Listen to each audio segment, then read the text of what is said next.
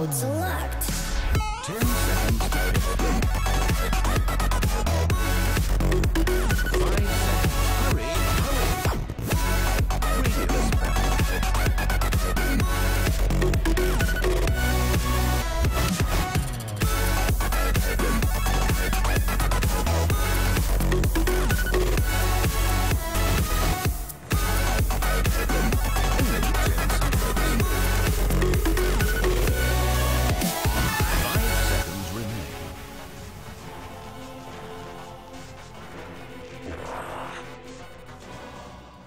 Queen of Pain. Radiant team pick.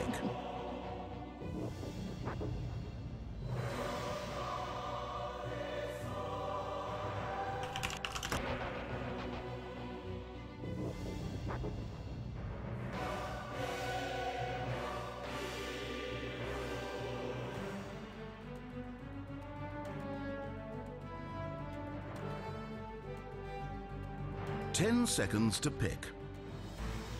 Lion. Radiant team are now picking.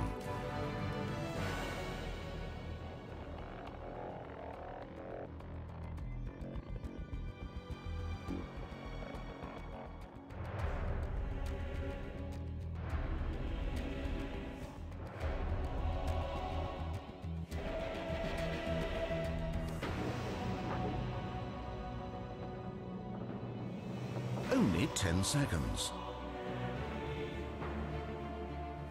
5 seconds remain. Reserve time.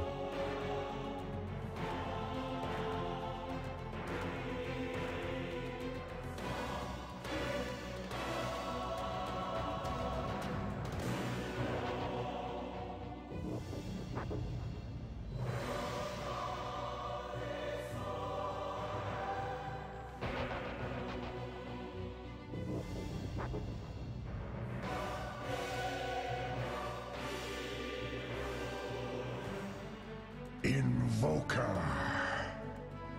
Dire team pick. Disruptor. Dire's ban. Alright, welcome back everybody. Game 2 of this AD2L semifinals between Friendship Gulag and Team Welfare. Wow, Vivi, one heck of a game in the first one there.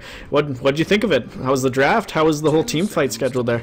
I gotta say, the whole time all I could think about was my Stanley Parable announcer pack when he says, "Look at the radical twists and turns this match is taking. You can just feel the video games."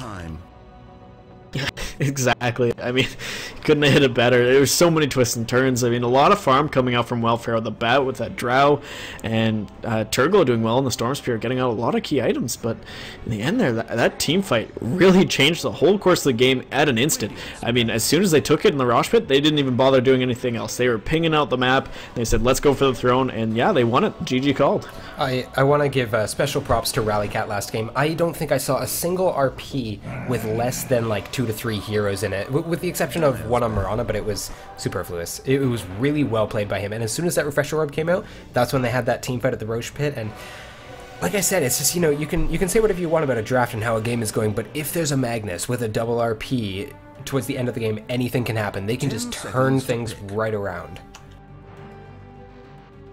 Oh, with the static storm as well as the axe calling, I mean, Mufasa did a ton of work, as been talking about early in that game too, and yeah, just ended up completely wiping them there at the end, as well as a couple of team fights really turned for them, and it was a lot of back and forth, but yeah, Gulag, just great team fight altogether. They managed to pick up the Disruptor again, not being banned out, and I felt that did a ton of work for them in the first game, and yeah, Quap actually being jumped out right away, and honest to goodness, it's going to be a tough game here for Welfare because Quap is one of their top-rated heroes, and with the team fight going well from them last game, especially there at the end, they might have even more up their sleeves with this Queen of Pain coming out.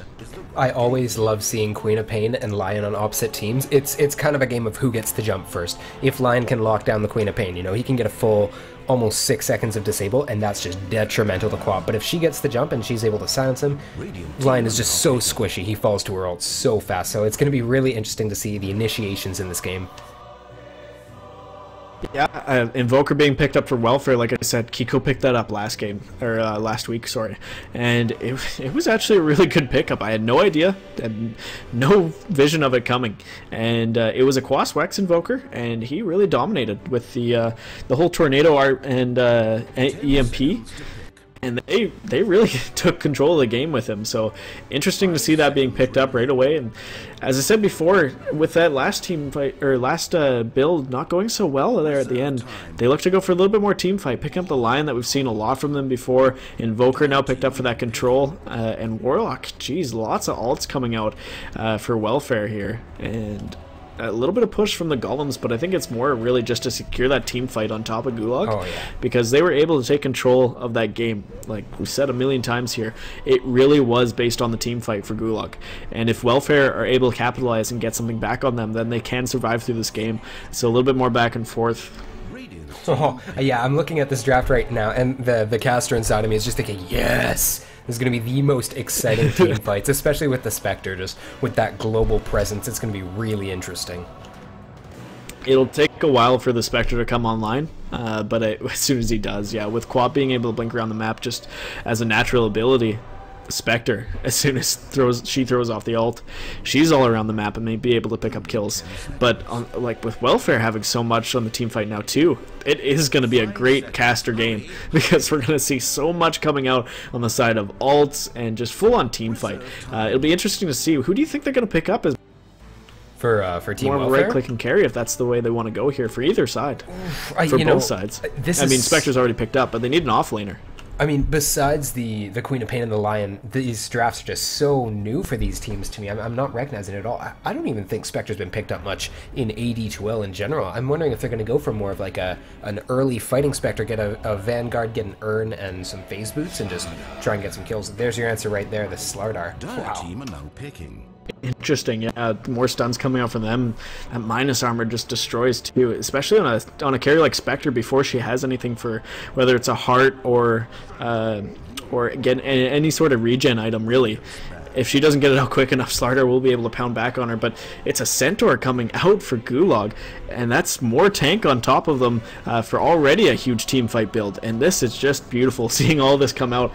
Centaur, I don't think they picked up Centaur a lot really on the side of Gulag for AD2L. I was thinking more of like an Earthshaker maybe coming out. I don't think you're going to see that as a 5th pick. They really have been going a lot for the PL, but I'm pretty sure Welfare has picked that one out, as you've seen it been banned twice now. And I was really hoping for the support really interesting pudge. drafts coming out from both. I just want to see that support pudge. If Welfare wins this game and it goes to a game 3, I need to see the support pudge, because I haven't watched any other games with it yet, and it just looks fantastic. Although, I gotta say, I'm skeptical about the Slardar. They don't really have much else right-click, so who's benefiting from this minus armor besides Slardar? Maybe the Invoker if he goes Exorb, but like you said, you know, it's usually Quas Wex with 5 Kiko. seconds remain. You know, with the combination, I think I mean, Kiko has run the PA so much in the past that if he's going to be on that Invoker, I don't think anybody else can really run the PA. But that has been their top pick, and that has secured them winning games so many times, especially through the playoffs here. Like, their PA is sitting somewhere around close to a 90% win rate. And with the combination of a Slardar ult getting minus armor and PA being able to crit, that can blow up basically anybody. So maybe Turglow is jumping in here on the Invoker. Could we see it? Yeah, it could be PA being picked up here for Kiko. Other than that, I don't think they're going to get Viper again. I mean, Viper was great on Sinister, but didn't get a whole lot done. And I think Sinister's actually been on the Warlock before, because Geo's definitely going to play that line. Either way, I think it will be a PA coming out. I'd love to see the PA, although that wouldn't be as exciting to cast, I got to admit. Maybe the Timbersaw would be interesting. Yeah, it's weird. Weird lanes here. I mean, you don't want to shove that Slardar in an off lane, but yeah, it is a PA. Look at the Psychic right here. Turglow and the Invoker. I know my teams. Now, we've been studying them pretty much through this whole wave of internet for the finals and everything. So I mean, I was about to say international. I'm way too hyped right now for the international. Anybody, by the way, that is going to be at the international, we will be there as well. Hopefully in our own set of t-shirt gear and all. So just look out for cosplay. us. We're happy. We're more than happy to say hello and shake a hand and follow you back and forth and everything, so really excited. But anyway, back to the draft. So TI6 here with the PA being picked up. What do you think Gulag's going to have for the last 5th pick here? I mean, they have their mid, they have support. Basically both their cores. They need that extra support. It's probably going to be a P4 here. It could be their Shaker. I mean, they picked that a lot in the past here. Please, yes. Abaddon. Yeah, because he can get rid of the minus armor really easily, so I think that's going to be really key in team fights. And you know, it is the... I always hated this one, but I love playing it. The pub stomp between the Centaur and the Abaddon together. When you toss the shield on the... You run in, you get the stomp as well as the double edge, and it does the bubble as well as the double edge damage, and it blows them up. It's just a lovely thing to see. So I'm really excited to cast this game with you. It looks really interesting right here. So game 2 of the AD2 semifinals. On bottom here we have Team Welfare running Geo on the Lion, Caesar on the Warlock, Turglow actually running on the PA, so swap up there. We have the Invoker running with Kiko, as we did see last week, and Mr. Sinister running on the Slardar going top. Team Gulag, we've got Miklagard on that Abaddon, and I think that's just a really great draft on their part. It covers a lot of the bases that they needed. Dr. Chinchilla on that Spectre, their carry. 7x7, once again playing that signature disruptor. I loved his plays last game, and I'm really excited to see how he does it today. This game, sorry. Mufasa on the Centaur Warrunner, and who am I missing here? Rally Cat on the Queen of Pain, my personal favorite mid. So I don't want to sound biased or anything, but based on the draft, I do think I want to give this to FG, unless the PA can just go balling out of control. Ward going out here, Slardar throwing down that quick observer reward, so he's going to have an okay time here, but he's going to be pushed out of this lane. I mean, it'll be Chinchilla along with Miklagard and probably 7x7, and it's going to be a tough lane for a Slardar. Should be okay. Rallycat should get this rune with without any ease here, and Mufasa being pushed off with the Centaur Warrunner, so that will be Turglow picking up a free bounty rune on bottom, and better heads prevail, and everybody's just going to get out with the free bounty and set up their lanes. Now, how good of a time do you think that this Centaur is going to have down here? This seems to be, you know, a little bit of a tough lane. Warlock being one of my favorite heroes for harassing, and of course, so much lockdown coming up from the Lion, slow from the PA. I think they can do some real damage here. Yeah, he's going to be sucked out completely. He's not going to get a lot. I mean, last game, they still gave a lot of XP to that axe. Not a lot of farm, but a lot of XP. So Centaur is just going to have to just kind of chill back. Do you think he will be building an Agnum Scepter this game? I mean, they want the team fight. Do you think they want to jump in on that? This is a conversation I've had with a lot of people, whether or not an Axon Centaur is worth it. The main issue is that there's so many things that Centaur needs. He needs that blink, and after that, if he goes right into an Agnum Scepter, you know, he doesn't have his Blade Mail, he doesn't get his Vanguard or anything. It shuts off a lot of options for him, but that being said, I've always wanted to see it. Yeah, and I mean, it should be easy farm here for Turglow, but Centaur will get that XP. Going top here, Mr. Sinister is going to have a heck of a rough time against this. Miklagard and 7x7 just really zoning him out completely. And Chinchilla, this Spectre is going to have the time of his life. I mean, anytime you play a Spectre game, you're just going to want to sit back and farm for so much of it. And yeah, just he's going to do quite fine. Do you think he's going to go Radiance this time, or is it going to be more for... whether we see a Manta style come out or a Diffusal and everything right off the bat? You know, that's tough. It really depends on how quickly Team Welfare takes off, what the better option would be. You know, I just with all other things being equal, I think the early Fighting Spectre, getting the early Diffusal, the Vanguard, and the Phase Boots and the Urn might be a better choice. But if they can protect him enough to get the Radiance, it will pay off. It's a risk-reward. Yeah, I always love the Radiance, no matter what kind of build you go. I love getting Radiance on Spectre. Just the complete teamfight dominance when she tosses out her ult, and it's just so destructive, especially on squishy supports. If it, like, Lion's not going to tank up for a while, and Warlock does get a little bit tanky at the end, but that's late game. That's not anywhere close to early game. He does have the heal, but even still, Spectre can clean house, and with a lot of tank coming out from Centaur as well as the Abaddon, or Abaddon, either way you want to say it, it's a lot of tank and survivability, and Spectre is going to be able to farm quite nice here, and I think, yeah, she should go for this Radiance. Looks like Centaur is going to fall down to the Caesar first here. blood. Yeah, Turgle jumping right in on him, and Turgle running pretty low, but he'll be okay. And yeah, first blood to the Warlock here, and Caesar feeling pretty great and plentiful here, getting that a little bit of early gold, and might pick up some boots here. And yeah, first blood going down on bottom, Centaur being picked off right away. And I think, like you said before, they're going to be able to do this as much as possible. I mean, Mufasa's a great player and all, but it's going to be a hard lane for him with Warlock, whether he wants to heal or just toss the dot on him. And even if Turgle wants to spam his dagger and continue to farm, that's just going to wear him down more and more. Yeah, and we did see Lion coming in with a haste ring there, so it was kind of an anomaly. They were able to get a really nice disable, caught him out of position, but maybe we'll see just a repeat of last game where Mufasa, you know, gets shut down in lane, but is playing these tanky initiation heroes and can still just make great things happen.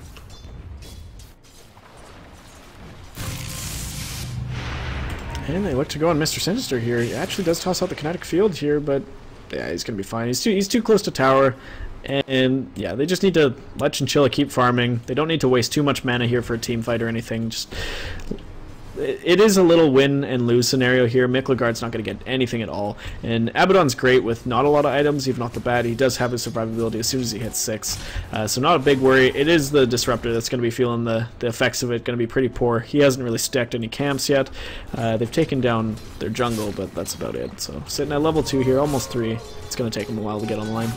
Yeah, and I've always, okay, you can tell me your thoughts on this. I've always had really mixed feelings about, oh, well, we might see a little bit of a skirmish here. Yeah, Rallycat actually throwing out the dagger on Kiko, but he's able to turn around on a tornado and throws the EMP as well. Rallycat's actually out of mana. And purges the double damage with that tornado. Yeah, it'll be fine. Yeah, so... Yeah, it does. It'll be fine, actually. A lot of Sorry, one more second here. We actually got a team fight coming up on top. Geo throws at the frog, but goes down to 7x7. And, ooh, he's hitting pretty low here. No, he'll be fine. And Caesar coming in from the back end, throwing out the dots on Chinchilla. And he does throw out the Spectral Dagger, so he's going to try and go into the woods here. Rallycat coming in from the backside. Mr. Sinister jumping right back in on Miklegard, and he will clean him up.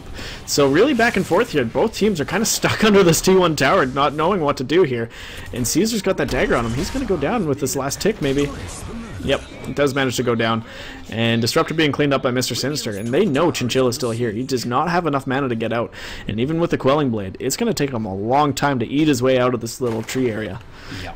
This is going to be really harmful to him. Like, even if he doesn't die here, he's missing out on a lot of farm. This PA is just farming away down bottom on 24 last hits.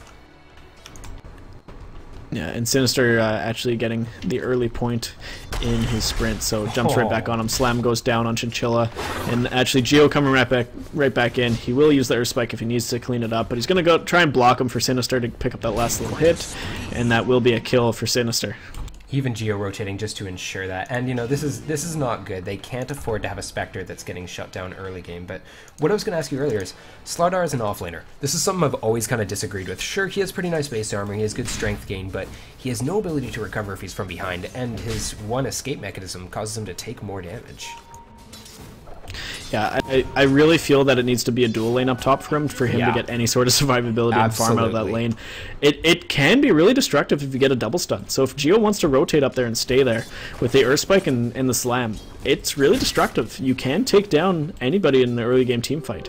But yeah, Slardar by himself in the off lane, it's going to be a struggle.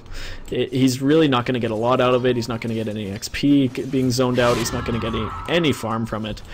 And it's going to be a tough lane. I think he might just try and save for this Blink Dagger and just hope to goodness that he doesn't get picked out here. Yeah, just rush it straight. I mean, he doesn't really need the brown boots. He does have his sprint to escape if need be, but yeah. Are they... Wait, did they... No, they didn't pull there. They've just got really good lane control. Yeah, like I said, Sinister's really not going to get anything here. On bottom, Centaur doing a little bit better. He has hit his 6, and looks to get his Tranquil Boots right away.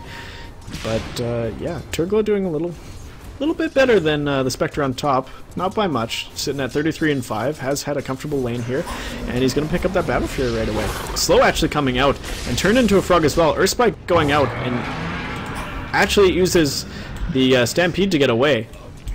Up on top, Slardar actually going down to the Abaddon, so both teams are actually engaging for a tri-lane here, and Gulag able to pick up the better engagement on that. Pick up the Slardar for the Abaddon, and Centaur being chased all the way back to base, having to expend the Stampede, but yeah, he'll be safe.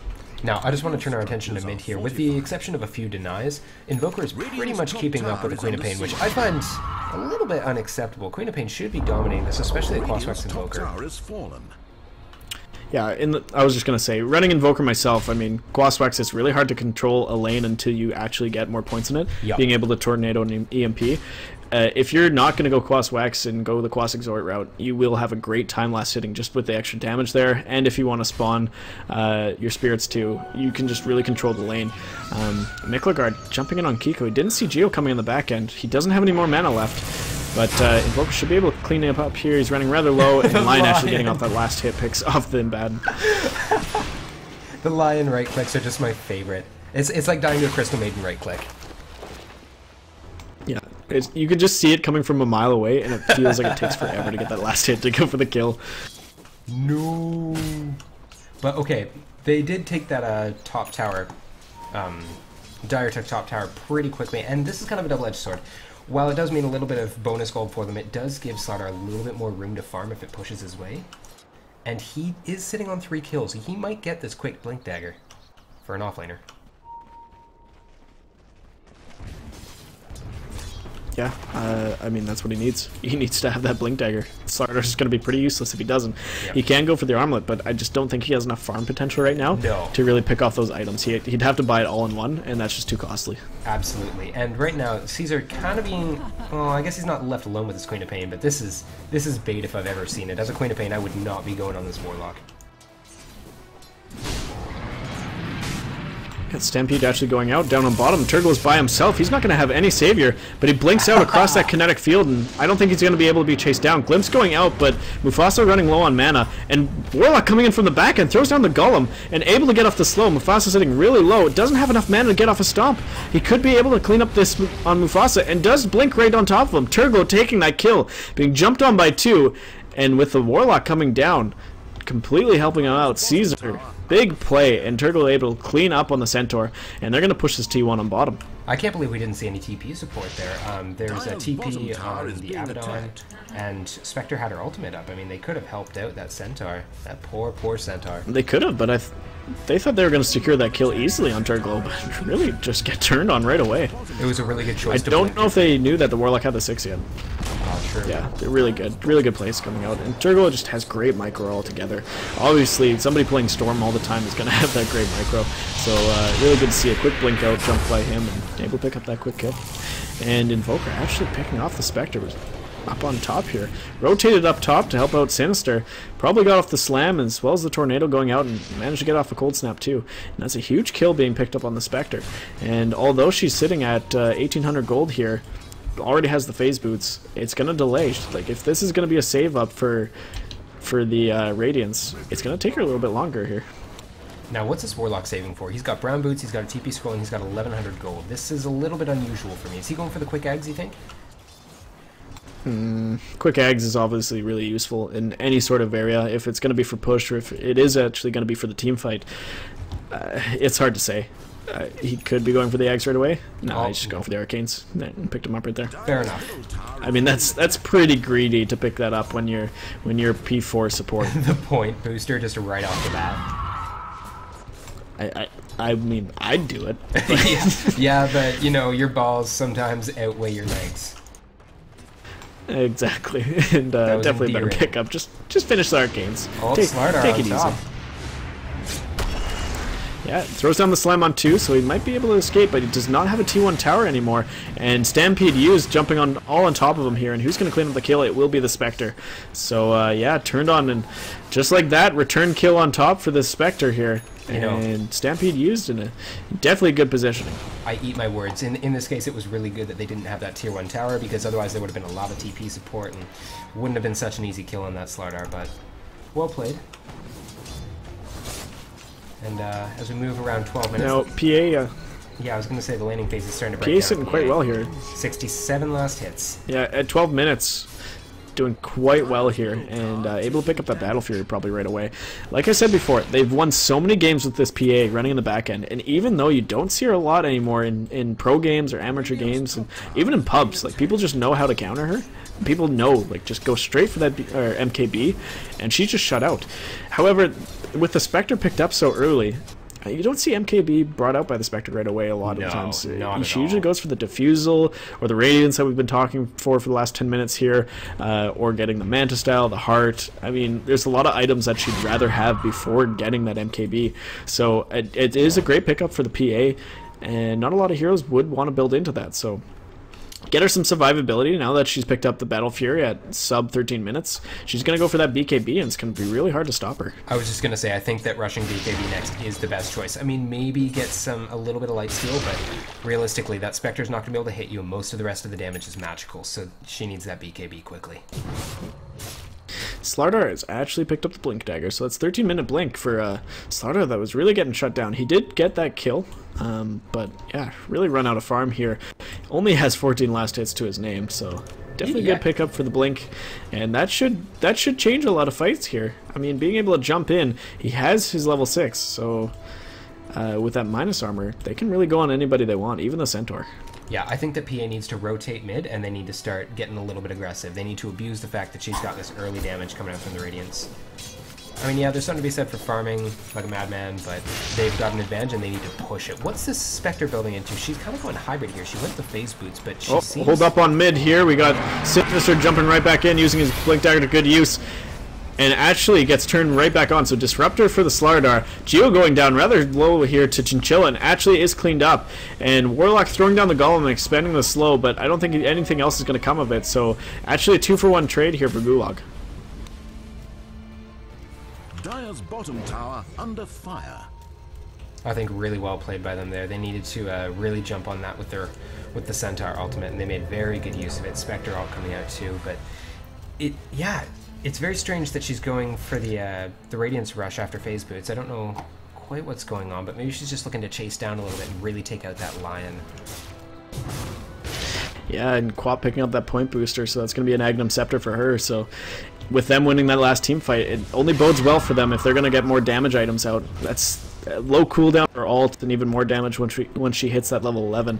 Yep. It will be really destructive because they have so much tankability on the back guard here with Milkagard as well as the Centaur. I'm not sure who's that being played by right now, sorry. It is Mufasa, right? So Mufasa and Milkagard, so much tank that Rallycat's not really going to have to deal with too much of being the jumped on here if they're going to look to team fight. I mean, Kiko on the Invoker's got so much that he can do if he wants to disable with the old Tornado EMP, or if he's going to start building more into Exort and throw down a Meteor, it's great, but with that Agnum Scepter being picked up right away here, that's too much damage that they just won't be able to control. Yeah, I think it's a really good pickup against the PA, because even if PA does rush her BKB here, that Queen of Pain ult piercing it, I mean, what is that? If she gets it around level 2, it's going to be 450 pure damage. That's over half of PA's current health. Yeah, and the 40-second cooldown, it's so good. You can just run around the map, take an engagement, take a tower, and then push somewhere else, and all of a sudden it's back up again. I'm one of those dirty quad players that when I get the Aghanim's Rush, I just use it to start like pushing creep waves. You might as well. No, why not? Really, if she has enough farm and she gets the mana regen, yeah, why not? Just throw it on the creep wave. Come on, PA. When are you going to start rolling with this Slardar here? I want to see this action.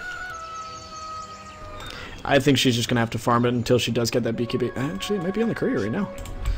No, she's going Mask, so she wants that lifesteal early on. Yeah, I think she recognizes that the Queen of Pain ult will go through it anyway, so she just has to not rush BKB and hope that she doesn't get caught by Static Storm. That's going to be the bane of her existence. Yeah, and this is going to be a farm game for her for a little while. If they can just kind of look to not team fight and hopefully take the Spectre a little bit low, she does have that the Sacred Relic for the Radiance, and she's coming up pretty close, so we'll probably be close to a sub 20-minute Radiance. They've given her a little bit of space, but right on the back end with this PA, it's definitely going to be kind of like last game where we saw that team fight versus team fight in the early game, but it really was Gulag that dominated that in the end. Caesar actually going right back in here, does have the Golem and throws it down on 7x7. Quap in the background throws out the huge Scream and gets a killing spree. Chinchilla comes right back in, a killing spree of his own. Invoker picking up Disruptor, but Slardar and Lion being picked off by the Spectre in the back end. Mufasa cleaning up house, picking off the PA, and Quap finishing the whole streak, taking out the Invoker. That is a team wipe for Gulag, and Chinchilla narrowly escaping with his life, as well as Mufasa.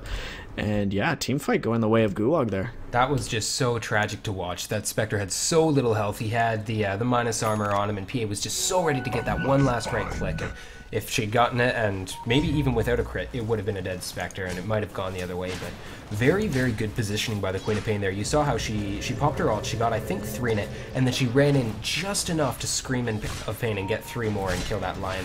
You can see she really knows the radius. Yeah, really good screen by her. Getting jumped back in by Sinister, but I don't think much is going to come of it. Geo might throw the stun. Nah, she's jumped away. While we're sitting here after that whole team fight, take a look at the graphs. Just a huge swing in the favor of FG. I mean, look at the gold graph. Spectre being like 150 away from that Radiance too, so that's really going to help them. Yeah, she's really close here. I mean, I think it could be coming out right away here. Yeah, she's got 20 more gold. Assuming that they hadn't won that team fight so handily, there was a very narrow time with a farming PA when you can try and overtake the farming Spectre, like right at or when she gets her Radiance, or right before it, but now I think she's actually going to get ahead of the PA pretty early. Yeah, what are we sitting here at net worth? I mean, the PA is a little bit ahead of her by just 700 gold, but that's going to change as soon as it gets this Radiance. She's going to be able to take the jungle really quick, and if she wants to engage on the team fighters, her ult is back up, and be able to jump right back in on somebody. That's going to be a lot of gold coming out for the Spectre. Yeah, and it's good that they have it worded. I was just going to say they need to start stacking Ancients for the PA. That's the only way she can keep up with Spectre and farm, is that she can clear stacks, where Spectre, you know, with Ancients has a harder time. In last game, we talked about Caesar just having great map awareness and just great timing altogether. So, yeah, right as we're talking about that, they do figure out that, yeah, we need to get this PA online. She does have her Battle Fury. She really needs her BKB to survive these fights, especially with this Disruptor. And, yeah, they start stacking the camps, and this is exactly what she needs. And just a real big stalemate here running on mid. Both teams are just rotating so many heroes, 4 on 4. And Charge actually going out here on top. Chinchilla running really low. It was Turglow jumping right in on top of him. Even with the Radiance, she's still so squishy, and must have got off a huge crit. This is that window I was talking about. Hold on, running mid here, Invoker actually picking off the Quap really early here. Miklegard's ult being cast off, he's getting full health, and Geo running really low as well as Kiko, but I think they'll be able to get out. Spectre throwing off the ult, but it is already expired, and yeah, turning around with the Tornado, as well as throwing off the Rift. And Sinister jumping right back in on Mufasa, gets off the slam. Caesar being caught up. He has earned as well as the Radiance build here, and does only get picked off by Mufasa's double edge. Kiko trying to go back on whoever he can here. One more right click. Mufasa going down. Slam going down on Chinchilla again. Are they going to go hard on him? 7x7 throwing down the kinetic field, so Slardar just not able to chase her. But Kiko, here's Sunstrike. Is he going to be able to get her? They do have vision of her. Waiting for it. Waiting for it. She knows. She knows. She may have forgotten just the rush waiting. Here. That debuff's gonna run out. Oh, just missed her. I just want to point out how... I don't know if it was enough anyway. No, probably... Well, yeah. No, yeah, because it's pure damage, but... I just want to point out... No, but Invoker only had 1 level. Oh, Chinchilla really played that well. What happened was she was running back to... Or she was getting back to base after PA had jumped on her, so she didn't have much health. She popped her ultimate right as she knew the teamfight was going, and she waited until the last second to reality in there because she didn't have quite enough health. But then by the time she got in there, still with the Fountain Regen, it brought her almost up to full. Very good timing and just very good awareness of the fight. Yeah, completely. Yeah, great plays by Chinchilla. Great plays all around there. Huge team fight coming out for both teams. Like we said, this casting this game is amazing. I love it. Just so much back and forth, lots of stuns, lots of disables, lots of mobility too. It's great to watch. This time we got a pause coming out, so we're gonna wait for a little bit here, a little bit of lag, a little bit of speaker upset. Battery dead on the headset. That is quite unfortunate. Oh, this is why you use wired, boys. You can't have the delay in the speaking. Okay, they found some AAAs. We're good. Quick AAAs. I had him waiting on the desk right on board. Let's talk about this Abaddon support. I mean, or Abaddon. Either way. Miklegard running quite well here, and he's got great survivability, but altogether, it still is a support. He's got the Arcanes, he grabbed the Orb of Venom early on, now has the Urn. What do you think he's going to run next here to really kind of control these team fights? Guardian Greaves. Absolutely, he's going for the Guardian Greaves. No one else on their team is a really good mech carrier besides Centaur, but Centaur's got other things to get, and this is something that I've been wanting to run for so long, the Abaddon, and I started playing it in bot games last night, but I just can't quite get my stride with it. It's really hard, but can be so good. Yeah, Greaves is a great item that did come out, that it's really unstoppable to go up a team that does have the Greaves with so much regen and just the natural mech and the arcane coming out from it. It's dominant. I mean, it completely changes a team fight. You rattle off everything in a team fight, whether it's Rallycat throwing off her Scream or Disruptor throwing off an ult. If the side of Welfare had a Greaves built, all of a sudden they're right back up to full, and they can just turn that team fight. But it will be Gulag picking it up on Miklegard most likely, so it's going to be really disruptive here for the side of Welfare. I mean, all they have for heals is this Warlock, nothing else. And even though PA has picked up the heal for a Morbid Mask, or it probably will be held on the Dominator, that's all they have. No more survivability on top of that. So I think it is a real great pickup for him. And yeah, Abaddon support, just really fun to watch. So let's talk about mech carriers on Welfare. I think that the only viable option is Lion, and this is not very optimal for Lion to get. Lion has great mana sustainability, but he has a very poor mana pool. In a teamfight, he can't get off all of his abilities and a mech. He just simply doesn't have enough mana for it. Yeah, and you want to get something else on them. You want that Blink Dagger to jump out on them, because they don't have a lot of initiation, right? Like, Slardar jumping in with that Blink is really their only great initiation, unless they get a lucky Warlock coming in from the side of the trees, and that's so risky. I mean, you need an early stun coming out from Geo, get an Earth Spike on a couple, and then have Slardar follow up. Because you don't want Slardar to jump in right away and just be completely battled out if they turn on him and get a stun on him, because, I mean, Slardar is going to be their complete team fight with this PA, getting that minus armor, whether it's on the Centaur for their tank, or if they're going to try and clean house on Spectral right away. They need that Slardar to live. PA just farming away top. She is still sitting on top of net worth by quite a bit too. She's at 1150. That's not too bad. Dire's top tower is under siege. No, yeah, doing quite well. I mean, Spectre's right up behind her with that Radiance, and it'll be interesting to see who takes off. She does finally finish off that BKB, so right away she's going to have more survivability, and we've talked about it before. PA on Welfare is just a huge pick. I think I've only ever seen them lose one game with it. It's a comfort pick for sure. You know, they're on the back foot after that last game, and they really need to make a win happen here. No messing around, going top here. Yeah, and Geo's smoked up, and the rest of the team's going to engage in too. We get the slam off, just missing on Chinchilla, but Tornado with the EMP manages to get her. Stampede being pulled off from the back end, and Chinchilla's just going to run circles around here, but Turgle does finally spot her out and gets a crit on with the dagger.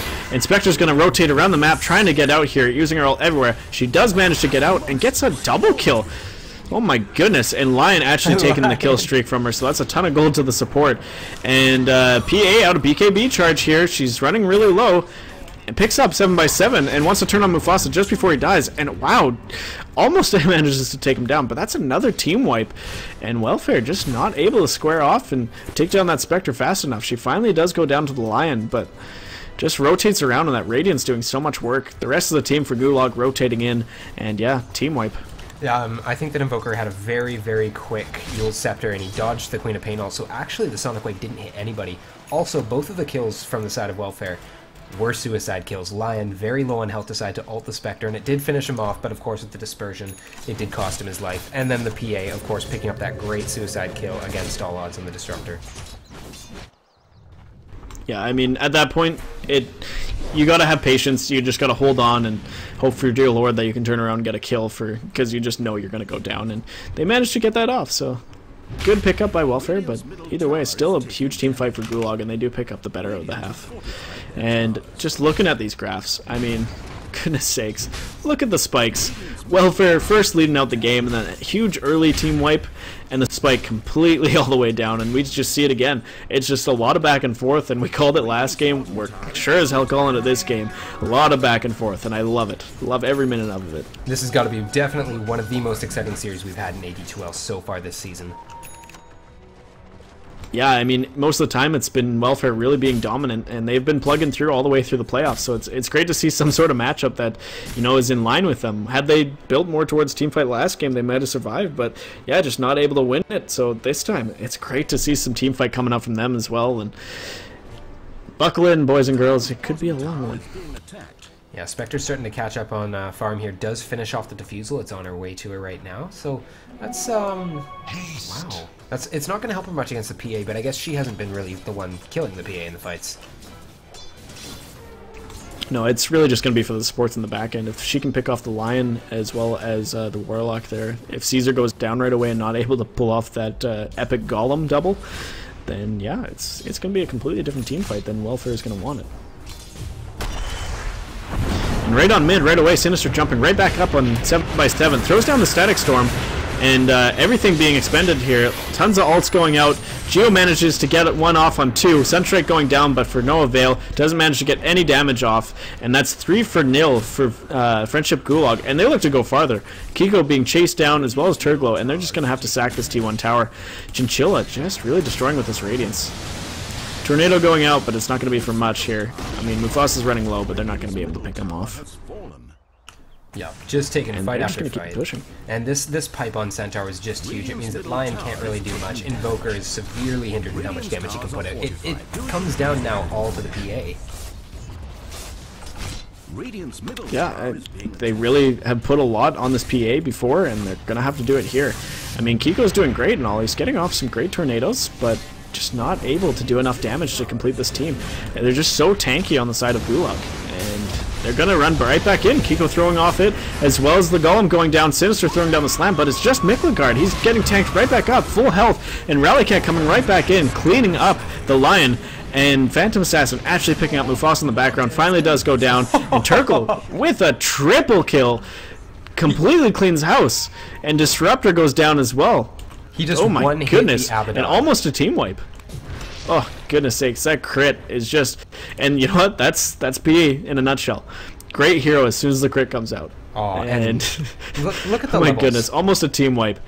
We're seeing level 18 on this PA, so she picked up her 3rd level in her crit, and I think that's really what made that team fight go so well. She literally one-hit that Abaddon after his ult had finished. Yeah, I'm sure she just got 2 or 3 levels just from that team fight right there, because they were a little bit ahead of her. And I'm going to take a little peek at this graph here, and oh, what do you know? It's a fish hook going right back up to Welfare. So, God, I love it. And they're going to push here on the mid T2, and they're going to take it down with no ease, and a lot of back and forth. PA sitting here at 2,400 gold in the bank. And what kind of item do you want to pick up on her next, do you think? Ooh, I don't know. I know this sounds really greedy and kind of cheesy, but I'd really love to just see the early Satanic. Just get it out. Just, you need to survive in team fights. She needs to... They don't really have that initiation. Lion wasn't able to go Blink. He needs a Force Staff, so PA needs to be able to just jump in and take it. Yeah, I'm in agreement with either that and getting the survivability, or actually picking up an Assault Chris, because they need somebody to pick that up. I mean, normally it would be on the Slardar, because with Sinister running on the Slardar with the Blink, and now he has the Armlet, you want to tank him up and be able to survive a bit more, and it'd just be great all around. But PA does love getting the last hits, being able to have that Hyperstone in the AC itself. She gets so many more chances to crit on it, and they are lacking a little bit of great damage without the Warlock Golem. So it's interesting to see which way she wants to go. If it is for the survivability, she actually manages to pick up the Skullbasher and just outright buys it. So a little bit more damage. And you know what? Skullbasher's great. They did need the extra stun, because with Sinister jumping on 2, it really is hurting them, because he's just not able to finish everything off. I mean, he gets off a slam and then just goes down really quick. So extra stuns coming out for Welfare. Double damage being picked up on the PA as well. She's probably going to be looking to fight, but since Gulag sees it, I think they're just going to avoid the fight altogether. And I agree with you. I think that the Assault Cuirass is ultimately better on the Slardar, and I'm really going to question this Armlet pickup here. You see, like, Armlet is really good on heroes that are... He needs the survivability. Yeah, exactly. And Armlet... You know what, when you look at every game and somebody getting an Armlet, whether it is the Slardar or like a Night Stalker or a Lifestealer, all those Armlet carriers, it's always annoying, because you always have to chase it down, because if he's just going to Armlet toggle back and forth, you have to chase those kills. And Slardar right off the bat's been going down so quick that he does need a little bit of a buff, and if they have to chase him down, that's a PA blinking in on you in the back end. And not to mention the Kiko and Invoker jumping out. And right off the bat, Spectre throwing off an ult here. They do manage to spot him out. Geo going down really quick, and Sinister going down. Armlet toggles to get out of it, and PA actually throws down the BKB, and he's going to start to clean house here, getting a huge crit off, and Miklegard is actually getting quite high on health here, but Quap being picked up on the back end, and Chinchilla gets another crit on top of her. Turgo going down really quick. Oh my goodness, this... Oh, the Glimmer Cape. The Glimmer Cape from Miklagard on Chinchilla saves her life, and she picks up an ultra kill. That's another team wipe for Gulag. Like, oh, jeez. Turgle doing so much in that fight. I mean, they all got picked off, and she just went back and forth, knocking off heroes, and almost finishes Chinchilla, but Miklagard. Huge support play with that Glimmer Cape, able to save Chinchilla, and they're just going to start to push here, and they might pick up a T2 of themselves. It was good. Like, I can see how the PA is really doing a lot of work in the team fights, but I think that Turgle just needs to focus on the Spectre first. She needs to get rid of that Spectre right away in the team fight like she did last time. That's why they won the last team fight. Spectre was dead immediately. And that's why I was talking, maybe she needs a little bit faster right click, or needs a little bit more damage coming out. She did have the Skull Basher in that engagement, so you'd figure that'd do a little bit of extra for her, and she did clean up those kills, but she's still lacking a little bit of damage here. She's only sitting at just over 200 damage, and with those crits, it's just not enough yet. There was also a little bit of a misplay. I saw that right before she died, she did have a Blink Strike up, and she did use it on a creep by accident, so if she had been on point and hit the Spectre with that, maybe it would have gone a little bit different. She would have been able to get a couple crits before the Glimmer Cape came off. Who knows? Yeah, we got two rotating down on bottom. They know it's going to start to be pushed up, and actually on top, I mean, Rallycat's just kind of looking for whatever farm she can to finish off this BKB. She went down really quick there on that PA, just getting cleaned up with those crits, and even with the Ags ult. Oh, Disruptor actually being jumped on here by PA on bottom. Just a one-hit crit. Oh my goodness, is that a huge crit? Yeah, it was 1,500. Yep. It was just done. Oh wow, yeah, that's a PA, and even though she's not picked up as much anymore, she's still so good. And Chinchilla out of mana. Is she gonna start to chase this one down? I think she might actually. No longer. She does have the ult still, but I don't think she's gonna bother using it. She thinks she's gonna go down. Oh, and actually gets cleaned up there with the ult. And Lion throwing out the finger, but going down so quick. And Rallycat throws off the BKB, but she might actually go down before she blinks out. Oh my goodness, triple kill for the PA, but with Spectre coming back in and getting a triple kill of her own. Either way, that's a full clean house here for that PA, and oh my goodness, lots of gold going out. This is a battle of the Titans, absolutely. PA picking up the Abyssal at the side shot right here.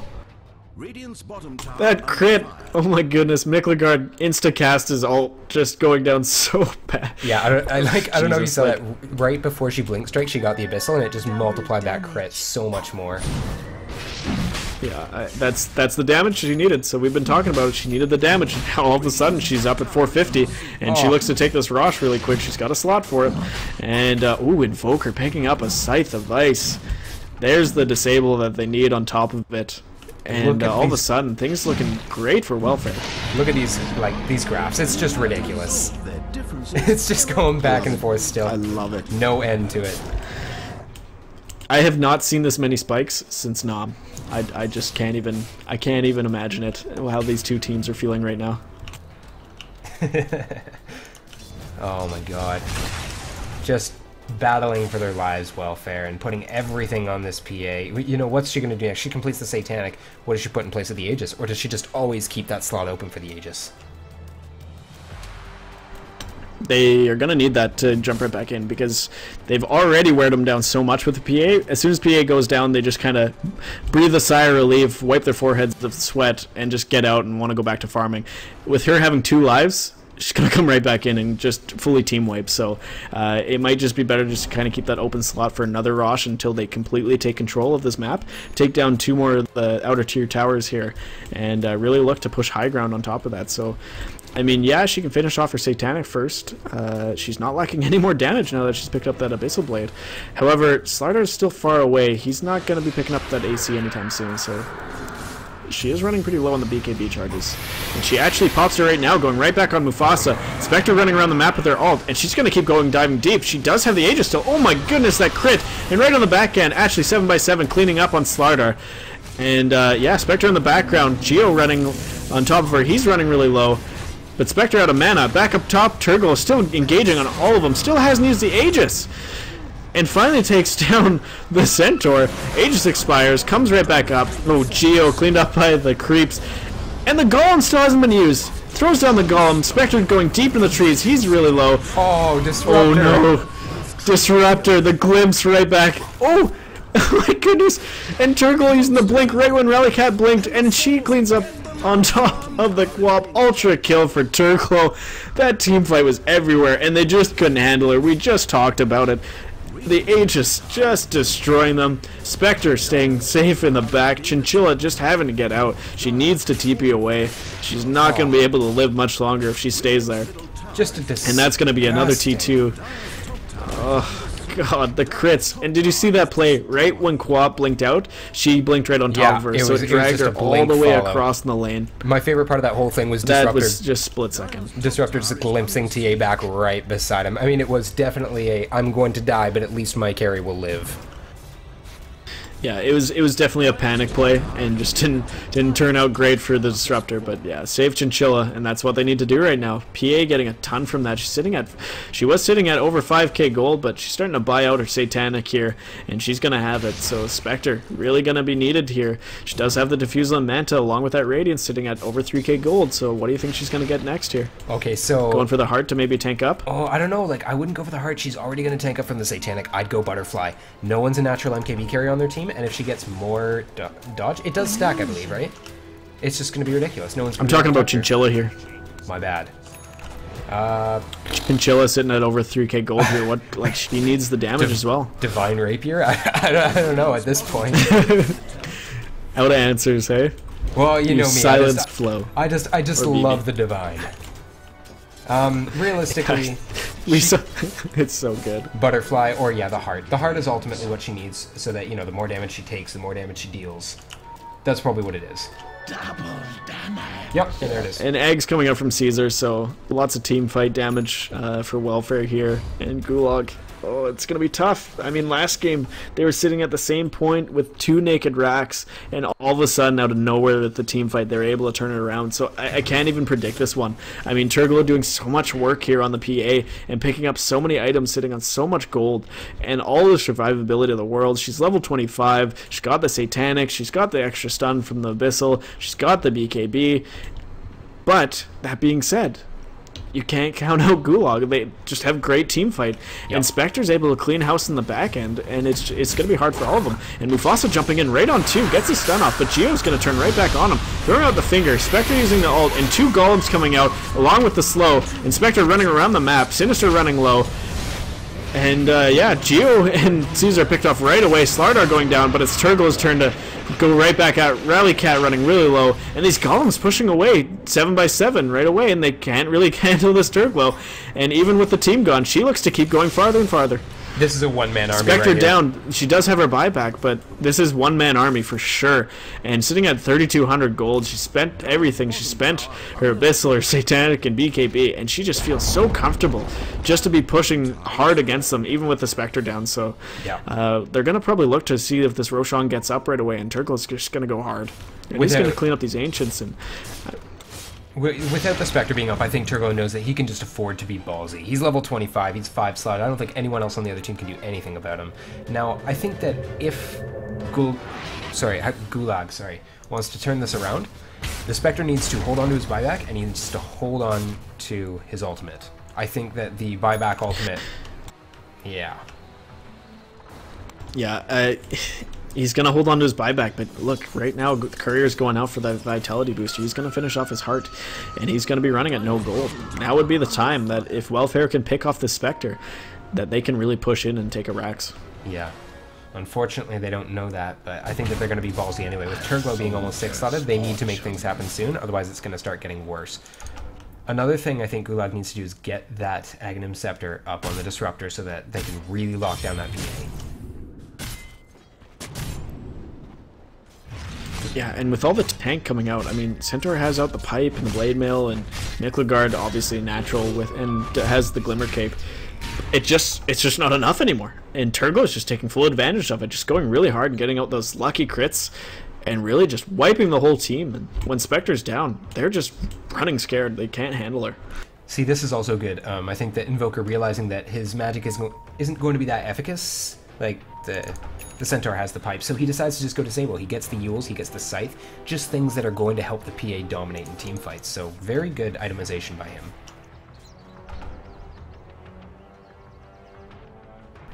Yeah, Spectre's real close to this heart. She's about ready to buy it out, and she's farming jungle rather hard. Chinchilla, really good farmer this game. I mean, it is at 42 minutes. It's not the best in the world at 266, but I mean, after all that farm she got on top, it really was just a team fight game. She got that Radiance, and it's been back and forth team fights. That's why there's been such big spikes in the game. Like, I haven't seen a lot of farming after both of these heroes. Like, the PA as well as the Spectre got big items. And Slarter actually picking off Mufasa here.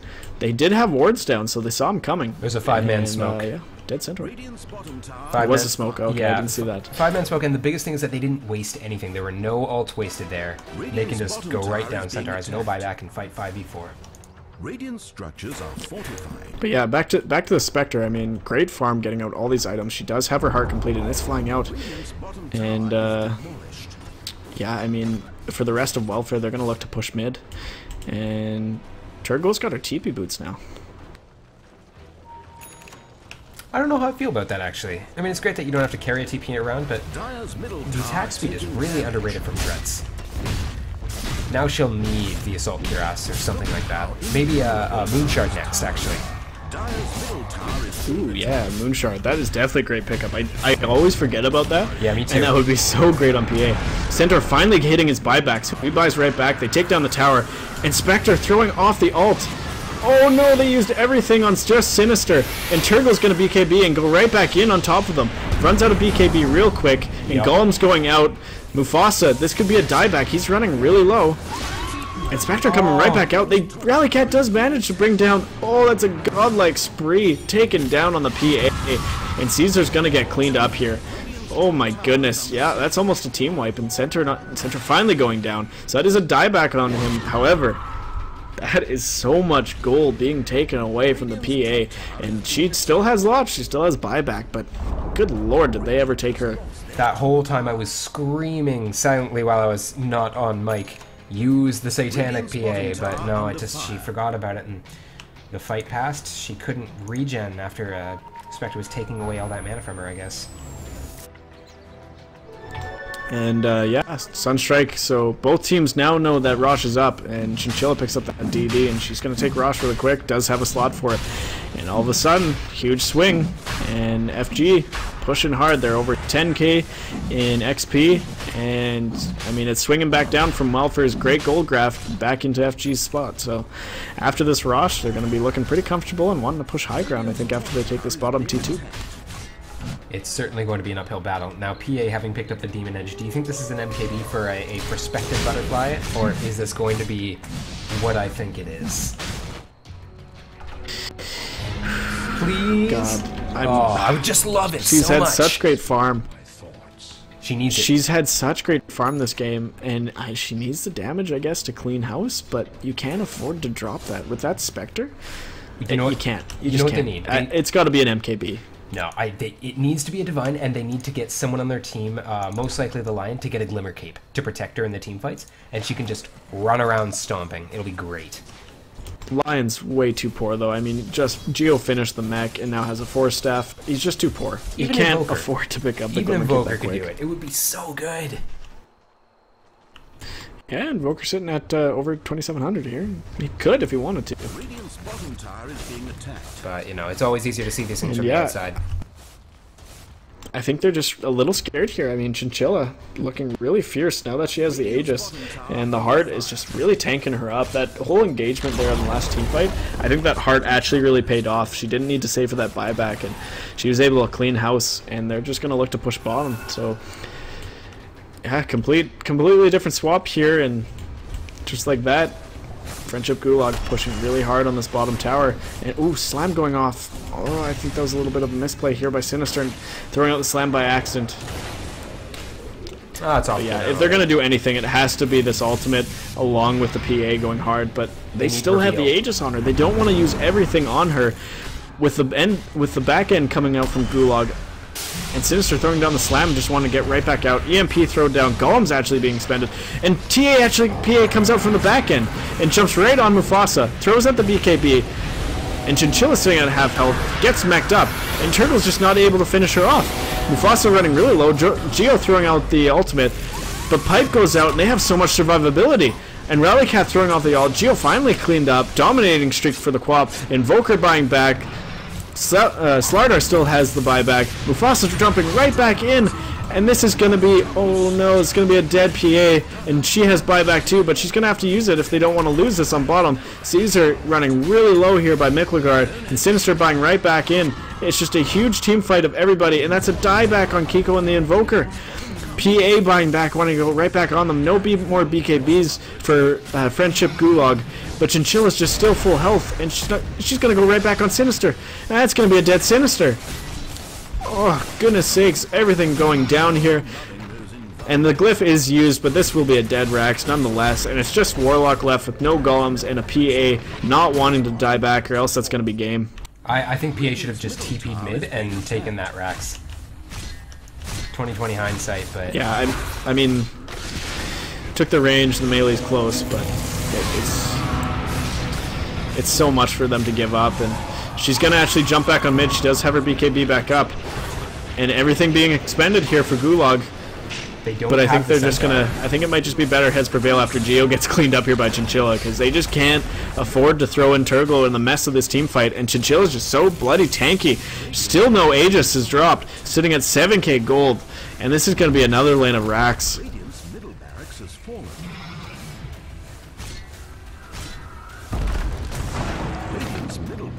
And Turglo actually jumping right back in, throws off the Satanic, but she doesn't have another BKB, and they're all going to turn right back on her, sitting at half health, and they're going to go hard on her. And gets cleaned up. That will be a dieback, and all of Welfare's hopes and dreams in the semifinal is starting to slim out, and they just cannot kill Chinchilla. Only Invoker and the Lion left. And I mean, they can try and disable it, try and hold them back, but this is 2 racks down, looking to be a third. And unfortunately, Team Welfare just not able to do everything to the Spectre. And yeah, it's looking like this is going to be GG anytime soon. Yeah, like we were saying earlier, Spectre just hits a point where PA can no longer outcarry her no matter what she gets. And maybe if she had gotten that Divine Rapier, things may have gone differently. But Team Welfare, a team that just looks so promising in the run-up to this series, just crumbling under the weight of Gulag. Caesar actually throwing out the 2 golems here. He will clean up a little bit, does pick up the Abaddon. Triple kill for Caesar, but a wicked 6 streak for Chinchilla. And actually a buyback from all that gold here for Warlock. It's just Chinchilla left. And the racks are down, but this could be a last stand here. And Chinchilla running really low, but he's going to be able to tank right back up. He still hasn't used the Aegis, for goodness sakes, VV. What's going on? They could not bring down Chinchilla. At this point, I'd say they shouldn't even dedicate themselves to doing it. They should just let the Aegis expire. However, you know, they're pretty close to getting Mega Creeps themselves. If PA comes back up and she can rat hard enough, this could be a Megas versus Megas game, and that would just make my day. Yeah, it's really close. I mean, melee racks almost going down here on mid. It's going to be so hard to defend against these Megas, though. They just don't have any wave clear except for this PA. Invoker sort of, but just not enough damage coming out. It's going to be one hell of a run trying to get back into this game, and they all have buybacks here on Gulag right now. It's really going to be difficult for them to come back. And they can just pretty much sit back right now because Welfare isn't going to be able to farm off Mega Creeps, of course, not giving very much gold at all. They can get another couple items up on their cores and eventually just push for the win. Yeah, and with that, I mean, Spectre's jumped way ahead in net worth in those last couple team fights. She just wouldn't go down. Just said, nope, I am taking everyone like 3 or 4 times, and she did. And she's sitting almost at 31k, well above this PA now.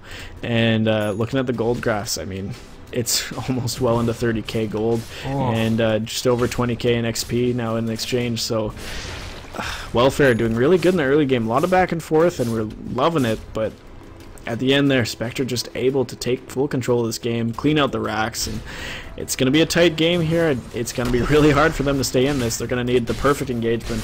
I think if Gulag just really wants to finish this, they just team fight and just come running in, because Spectre's going to clean house again. She doesn't have the Aegis, but they don't really need it. She didn't die at all. No, and she got the butterfly. Now that being said, we did see the refresh orb just getting picked up on the Warlock. That could be really good for, you know, those late game team fights. A lot of lockdown, a lot of damage coming out after, and if somehow this PA can get a Divine. Chinchilla now does have a new improved diffusal blade though, and that's going to be a lot of lockdown on those supports. It's going to be hard for Lion as well as the Warlock to be able to stay alive. It's actually one of the most valuable things you can do for money in the game is upgrade the diffusal blade. Since it's been updated, it's 15 intelligence and 15 agility and 4 intelligence for 650 gold. Look at these mega creeps just come in. They're just pushing so hard, and they're expending everything trying to keep them out. I mean, Geo's at barely any mana left, and they're just going to look to push in. Whole team rotating in here on all different sides. You got Spectre Lonely on the bottom, and everybody else running mid here. Sinister going hard. I think this might be a last kind of hurrah here. Sinister dropping really low. Invoker in the background, throwing out the Meteor. Caesar throwing out the double golems here. Throws down 2 more, and they're going to go hard on them. Turglo throwing out the BKB, and he's doing really good, actually getting a lot of damage out. Mufasa running really low. Rallycat running really low, but he's out of BKB, and he goes back down to the Queen of Pain, and Geo calling the GG. So a 2-0 series here for Gulag in the semifinals, and just not able to come back here for Team Welfare. A lot of team fight coming out from Gulag, and yeah, they sweep them, take the 2-0 series here in the semifinals, and we're gonna meet them there in the finals of the AD2 playoffs. And great game by both. A really great game to cast alongside with Vivi, and just unfortunate little in there for Welfare, and just not able to battle back. But yeah, like I said, either way, great game to watch, and love casting with Vivi and love casting both these teams, and can't wait to do it next week. Yeah, it's going to be pretty fantastic. We saw so many peculiarities in terms of itemization here. We saw the mech online, which we discussed, may not be the best thing. We saw a mainly lockdown-based Invoker. We saw Queen of Pain going pretty old school with the Scythe of Ice. Don't see that so often. But overall, amazing series, and good luck to Gulag going forward. And Welfare, well, you had a fantastic run, and I guess we'll see you next season.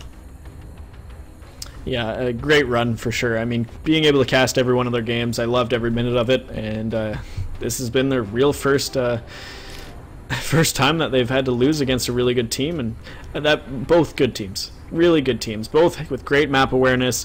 I love seeing both players, like you said. Rallycat, great mid for you, and yeah, the Quap picking up a peculiar item set here with the Scythe of Ice, but really battled back, and at the end there, she picked up a couple good streaks, but all in all, it was basically a showdown between the Spectre on Chinchilla and Turglo running the PA, and back and forth and lots of swings, but great game to cast, and it ended up being Gulag taking the series. So thanks for everybody on the Twitch stream for sticking around and watching Game 1 and 2, and go ahead and follow us on Twitch and Twitter at NMMDota, or if you want to stick around and watch it on YouTube, you can go there too at New Meta Media. And thanks for coming out, and can't wait to do it next week. Thanks again, Vivi, and I'll be talking to you right away here. Good night, everybody.